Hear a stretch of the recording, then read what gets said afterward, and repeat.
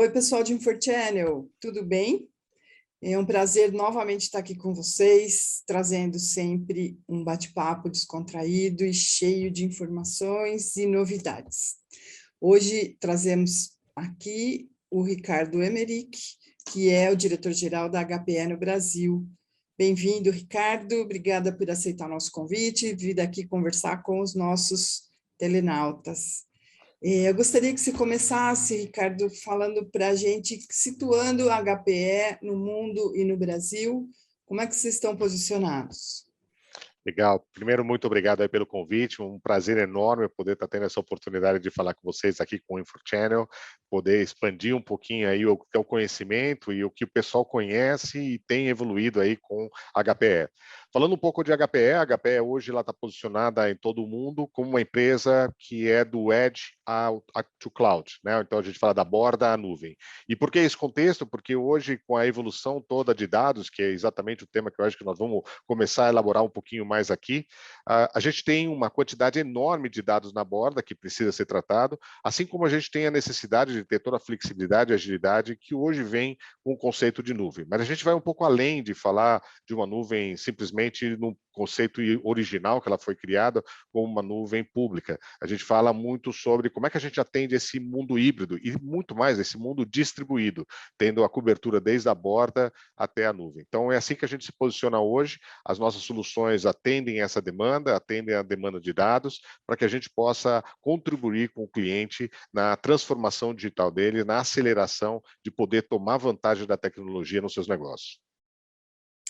Certo. E falando um pouquinho dessa tecnologia de ponta a ponta, que nem você citou, o que você considera, o que a HPE considera como tendência? Quer dizer, o Edge vai dominar? Como é que vai ser essa situação dos dados? Hoje, se a gente for olhar, quando a gente fala transformação digital, não existe o digital sem os dados, né? Tudo isso, toda a utilização dos dados é que levou a gente para esse contexto do digital. Então, quando a gente começa a ver que a gente tem uma geração de dados de forma exponencial acontecendo na borda, a importância da borda cresce de uma forma também exponencial.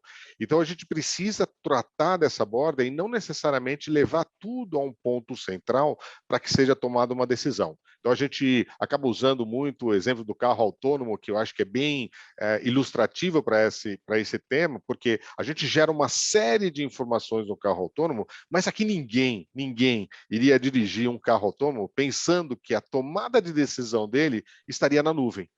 Então, a gente precisa levar toda essa tomada de decisão, todo esse poder de processamento, toda essa forma de levar a inteligência para a borda, porque é ali que tem a quantidade de dados, é ali que está sendo gerada a quantidade de dados. E a gente deu, obviamente, o exemplo do carro autônomo, que é um exemplo bastante extremo, mas a gente pode ir numa linha de fábrica.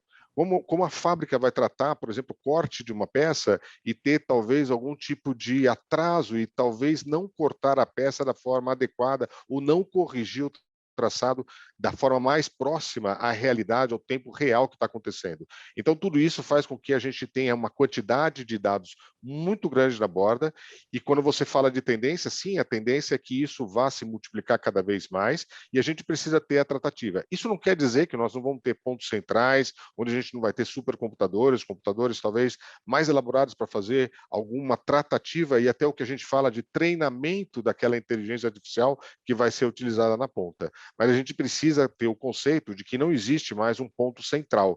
A gente viveu muito isso de centralizar com os mainframes, depois distribuir com client-server, depois a gente começou com a ideia de cloud ia centralizar de novo, e a gente está aprendendo que não, que o mundo é distribuído, que as coisas estão acontecendo nas pontas, e a gente precisa levar a tecnologia até as pontas. Uhum. E aí você falou um pouquinho de tecnologia aí, de inteligência artificial. Conta para a gente um pouco, Ricardo, quais são e de que forma que as suas soluções são levadas ao mercado? O que vocês oferecem, o que vocês propõem para o cliente para a resolução desse tipo de problema? Legal. Para isso, eu vou tratar em 3 grandes blocos. Um primeiro grande bloco é quando a gente leva a tecnologia de informação do ponto de vista de inteligência artificial para dentro do data center, no ponto de operar esse data center. Isso é uma evolução que a gente teve com a aquisição ainda da Nimble e depois com a evolução de todo o desenvolvimento do InfoSight, que é a nossa aplicação para gestão com inteligência artificial, onde a gente fez uma redução drástica do número de incidentes, das quedas de desempenho. Por quê? Porque a gente usa o que é aprendido em todo o mundo para se tomar uma decisão da melhor forma de ajustar essa infraestrutura. Então, a gente fala de um data center autônomo. Como é que ele pode ser autônomo se ele não tem uma inteligência, se ele não tem uma capacidade de tomada de decisão? Então, esse é o primeiro foco que nós demos para o uso de inteligência artificial para o time de infraestrutura. Seguindo nessa linha, a gente foi para um próximo patamar, que é poder utilizar a nossa tecnologia para tomada de decisão mais rápida possível. Então, um dos nossos pilares, que é um dos pilares de grande investimento, é o pilar na parte de High Performance Computing, onde o nome talvez mais emblemático dessa área é o nome da Cray, mas a gente também comprou a SGI, ou seja, são empresas que, junto com o portfólio que nós tínhamos, trouxe toda essa tecnologia para tomada de decisão e para desenvolvimento de algoritmos bastante complexos no que diz respeito à inteligência artificial. Então, a nossa infraestrutura também foi desenvolvida e criada para isso. E existe uma outra área ainda, que aí eu fecho o meu terceiro ponto, onde nós compramos uma série de outras empresas para poder desenvolver não só uma plataforma de hardware, como originalmente estava sendo criada, mas uma solução capaz de fazer com que a gente possa ter a gestão do ambiente de inteligência artificial de forma muito mais autônoma, muito mais estruturada e levando em conta todas as melhores práticas que tem, tanto por a parte de treinamento, como a parte de tomada de decisão, quanto do mundo híbrido, ou seja, para que eu possa ter parte em bare metal, né, ou seja, em máquinas, parte na cloud, parte numa cloud privada, numa cloud pública, que é o conceito nosso dentro da nossa solução chamado ADP Esmeralda. Uhum. E aí, então, a HPE busca essas aquisições e essas fusões para complementariedade de solução. E aí, essa última aquisição que vocês fizeram é a Zerto, Uhum. e já está nesse contexto que você abordou. Perfeito, perfeito. Quando a gente fala de dados, uma das coisas que a gente tem que trabalhar é com a nossa capacidade de ter mobilidade dos dados. Aliás, a gente pode tratar talvez os dados em pelo menos 3 aspectos, né? Um primeiro aspecto que é o aspecto de segurança. Então, hoje dentro da HPE, e a gente tem muito orgulho de dizer isso, existe um projeto chamado Projeto Aurora. E por que orgulho? Porque ele é desenvolvido aqui no Brasil, na nossa área de pesquisa e desenvolvimento que fica em Porto Alegre. Então, esse projeto Aurora trata da segurança de toda essa solução, de toda essa infraestrutura.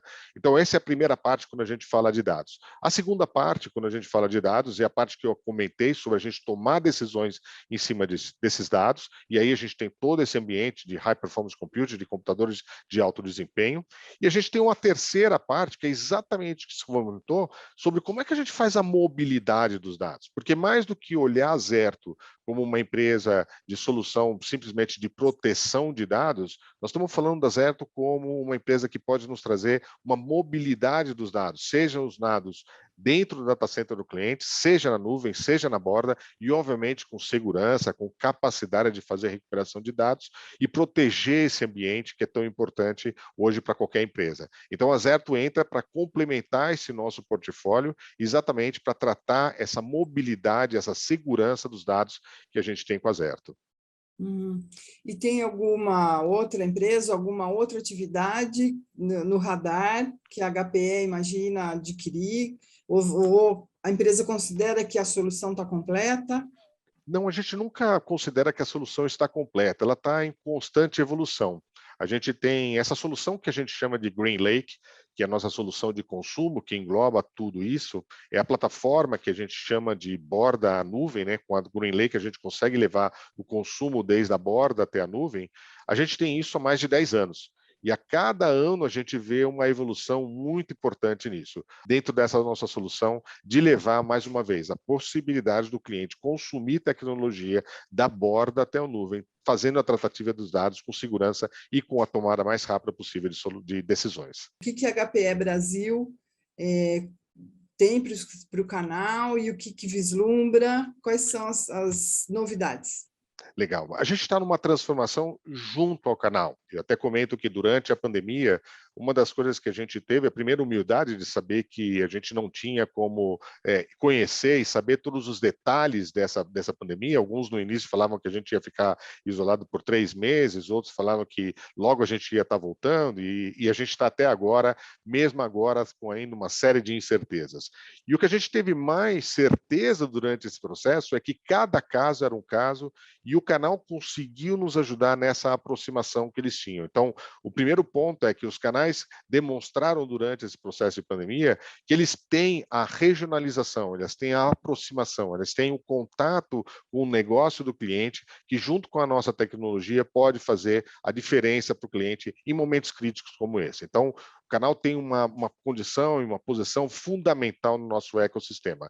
Isso se demonstra da forma como a gente vem trabalhando. Então, hoje, dentro da América Latina, de cerca de 50% a 70%, dependendo do país, hoje é entregue diretamente para os canais. Então, a gente tem isso e tem evoluído nisso para exatamente fazer com que a gente possa utilizar esse conhecimento, essa regionalização, essa aproximação com o negócio, esse conhecimento da indústria local, para que a gente possa fazer a melhor entrega.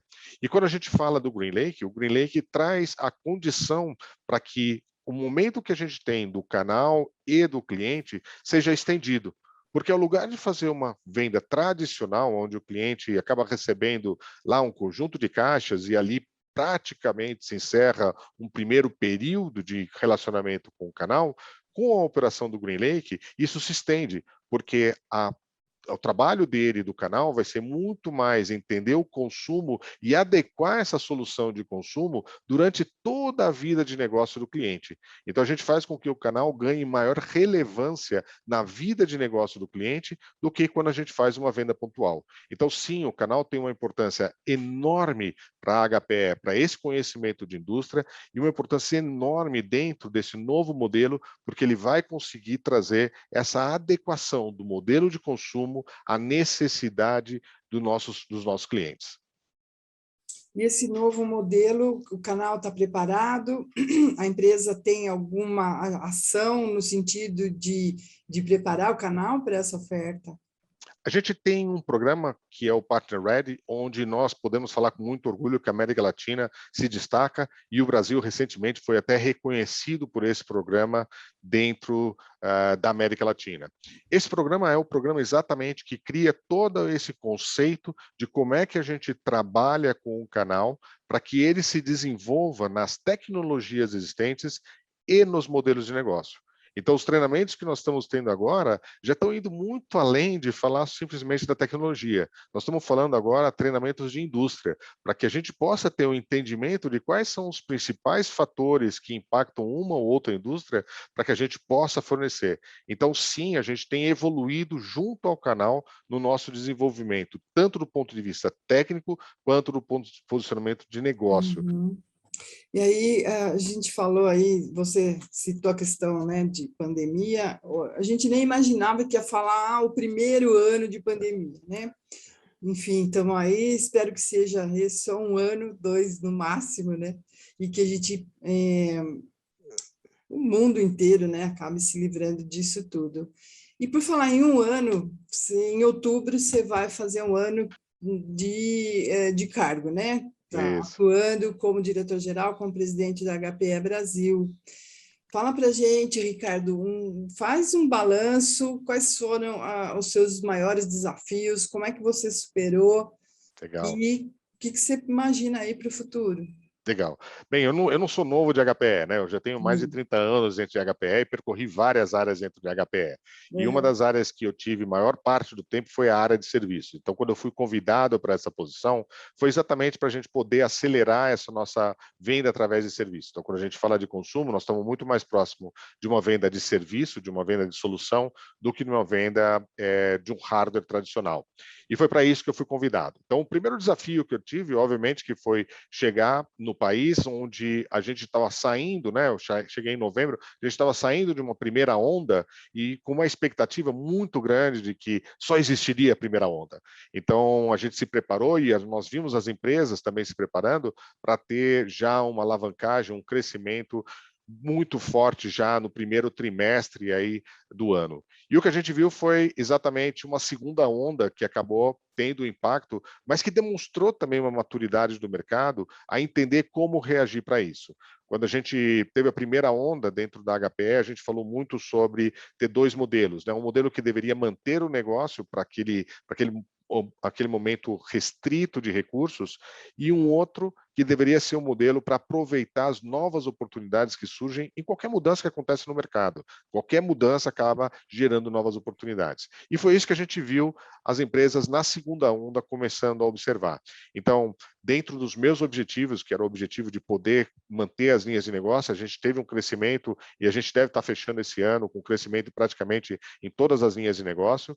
E a área específica, que é a área de serviços, que é o nosso ADP GreenLake, a gente teve um crescimento muito maior do que a gente viu até fora do Brasil. Claro que existe uma maturidade diferente entre nós e talvez a maturidade de tecnologia de informação em outros países, como Estados Unidos, por exemplo, que a gente acaba sempre usando como referência, mas enquanto eles cresceram, números interessantes, ou seja, eles cresceram agora no último anúncio mais de 30% ano contra ano, mais de 46% de novos clientes, eu posso dizer que no Brasil nós crescemos muito mais do que isso. Então, o orgulho que nós temos de poder ter encontrado essa transformação e usado esse momento que a gente estava agora para amadurecer essa nossa solução, que atende muito melhor aos clientes, talvez seja o grande resumo desse meu período, né? A gente consegue fechar o ano não somente entregando as nossas linhas de negócio mais tradicionais, mas fazendo essa transformação e podendo ter esse crescimento alinhado com as necessidades do cliente e com a meta, com o objetivo que nós temos de entregar tudo por serviço também. Uhum. E metas e ações futuras, como é que você vai usar da sua equipe, da equipe Brasil, para novos projetos, enfim? A gente entende que existe uma maturidade natural dessa oferta de consumo. O primeiro passo é a empresa poder sair da compra tradicional e poder fazer uso de algo que ela vai pagar de acordo com a necessidade. Um segundo passo para isso é poder começar a utilizar essa flexibilidade que existe para realmente começar a atender mais o que a gente chama de transformação digital. A gente costuma dizer que é interessante separar algumas vezes o que é uma otimização digital e o que é uma transformação digital. Então, quando você usa tecnologia para dentro da sua empresa, para ganhar eficiência, para ter melhor estrutura de custo, para fazer um algoritmo mais rápido, você talvez esteja otimizando, mas você não está mudando o mercado, você não está crescendo uma nova receita. Então, quando você está otimizando, que foi a fase que a gente viu agora passando, a gente consegue ter o uso de um orçamento ligado a uma receita existente. Quando a gente vai para uma transformação, a gente começa a usar a tecnologia para se diferenciar no mercado, para poder buscar um espaço que não existe, para criar um produto que até então ninguém entregava. Quando a gente começa a entrar nessa transformação digital, a gente usa esse conceito de poder utilizar o consumo do melhor da tecnologia, mas não mais para fazer a sua empresa melhor, mas para fazer a sua empresa expandir nessas novas oportunidades que surgiram.